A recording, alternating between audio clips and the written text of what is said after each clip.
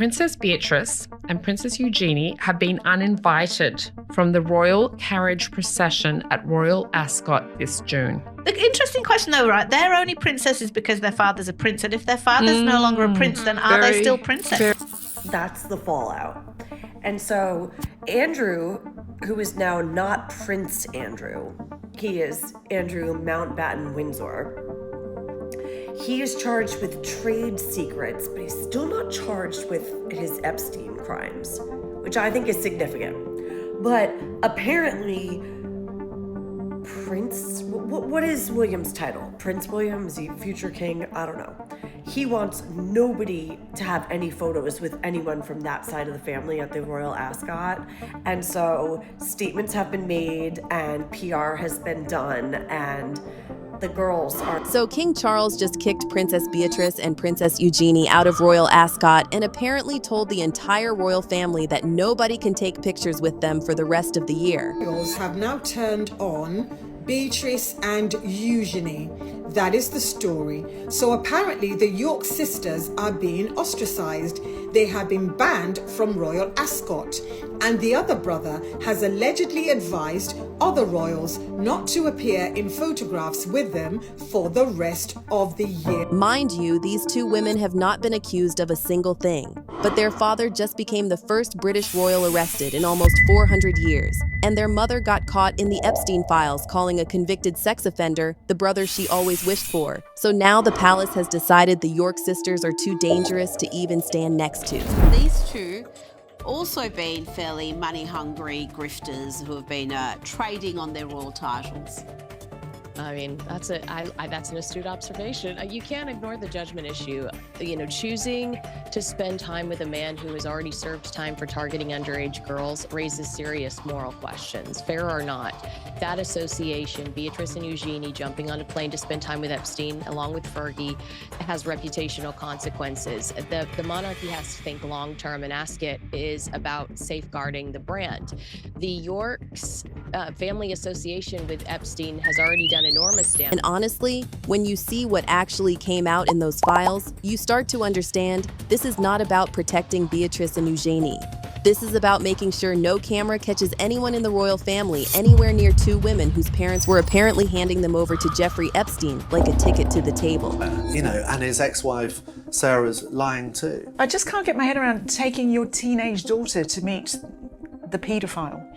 Well, they knew him quite well. He'd attended their birthday parties, you know, and it's very sad the way that Beatrice and Eugenie have been dragged into his orbit by their parents. Well, here's another nice icky detail. Another email from Peter Mandelson, who was a senior British politician, we've explained, joked with Epstein about marrying Beatrice. I mean, what do you make of that? As y'all know, the DOJ dropped over 3 million pages of Epstein documents earlier this year, and what people found in those files was not just embarrassing for the York family, it was genuinely sick. Because the pattern when you lay it all out does not look like bad judgment. It looks like two parents who kept dragging their own daughters into a convicted predator's world because he was paying the bills. And the question people keep coming back to is, why did Epstein keep asking for those girls in the first place? 5 days after Epstein walked out of a Florida prison for going after a minor, Sarah Ferguson was already setting up a visit. She took Beatrice and Eugenie with her. Beatrice was 20, Eugenie was 19. Epstein covered the flights, and when his assistant told him the princesses wanted to come along, he said okay, and then said he would also find out how old the girls are. Think about that. A man who just got out of prison for targeting young women, and the first thing he wants to know is how old the daughters are. And their mother still brought them. Why? Was it the money? Was it the access? Or was it something people are not ready to talk about yet? After the visit, Sarah emailed him calling him the brother she always wished for. In another message, she reportedly told him she was just waiting for Eugenie to come back from a shagging weekend. Eugenie was days away from turning 20. Her own mother wrote that to a man who went to prison for exploiting young women. Imagine finding out your mother said that about you to someone like Jeffrey Epstein. And it gets even darker because in one email, Sarah congratulated Epstein on the birth of a baby boy. Epstein was never publicly known to have children. His will did not name any child. But victim diaries in the files describe Epstein talking about creating a so-called superior gene pool, and one woman claimed her baby was taken from her minutes after birth. Reports say over 100 people later contacted DNA companies thinking they could be his biological child. So who was this baby, and why was someone in the royal circle congratulating him on becoming a father? That by itself opens a door most people are not ready to walk through.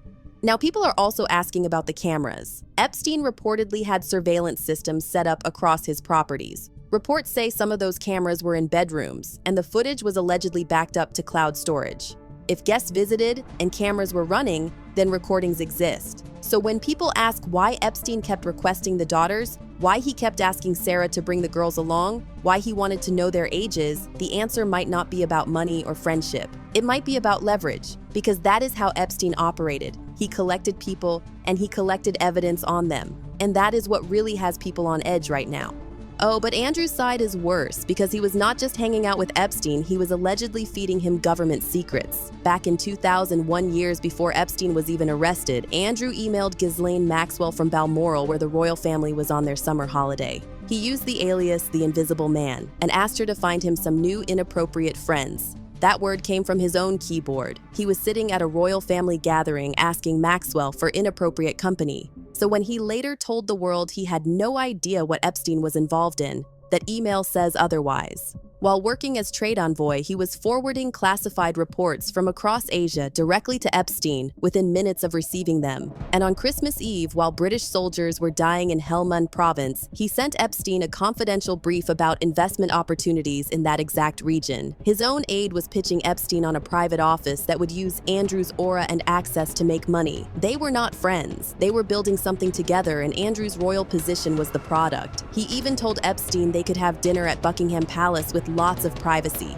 the actual palace. And when the photo of him with Virginia Giuffre got published, he emailed Epstein the next day, saying, "We are in this together," and signed it with his full royal title. That does not sound like a man who ended the friendship. That sounds like a man who was neck deep in it. And this is the same man who sat on BBC Newsnight and said he could not have been sweating at a nightclub with Giuffre because of a medical condition from the Falklands War. There are photos everywhere of this man dripping with sweat. He made up a condition to discredit a trafficking victim. An FBI report from 2011 describes him at a nightclub correctly guessing a girl's age as 17 and then putting his hands on her on the dance floor. That is not from a tabloid. That is an FBI document. And when Giuffre took him to court, he did not fight it. He paid between $12 and $16 million to make it go away. $16 million to a woman he said he never met. But here is the part nobody can explain. Andrew had no job, no business, no income since 2019. Where did the money come from? If the Crown wrote that check, then the institution did not just protect Andrew. It paid to silence a trafficking victim. And the timing tells its own story.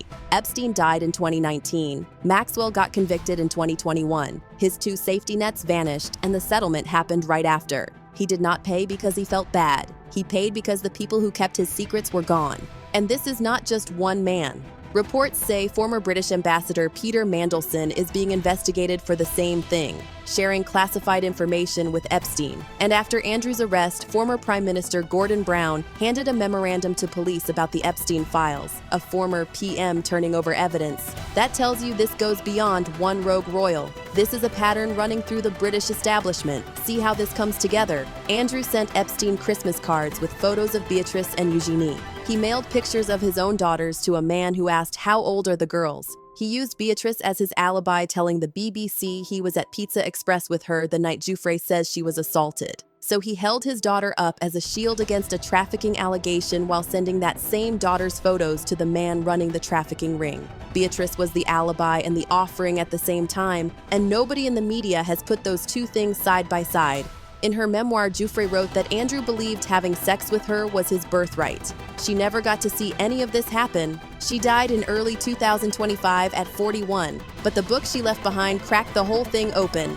The woman they paid $16 million to shut up ended up being the one who destroyed everything from beyond the grave.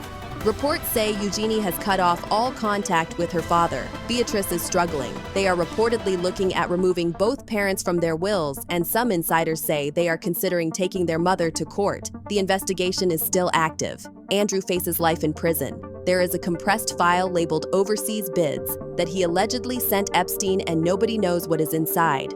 A second woman has come forward. 3 million pages, and reporters are still pulling names out every week. So So the only question left is whether the crown is going to stand by those two women or leave them outside the gates paying for everything their parents did while the palace pretends they do not exist.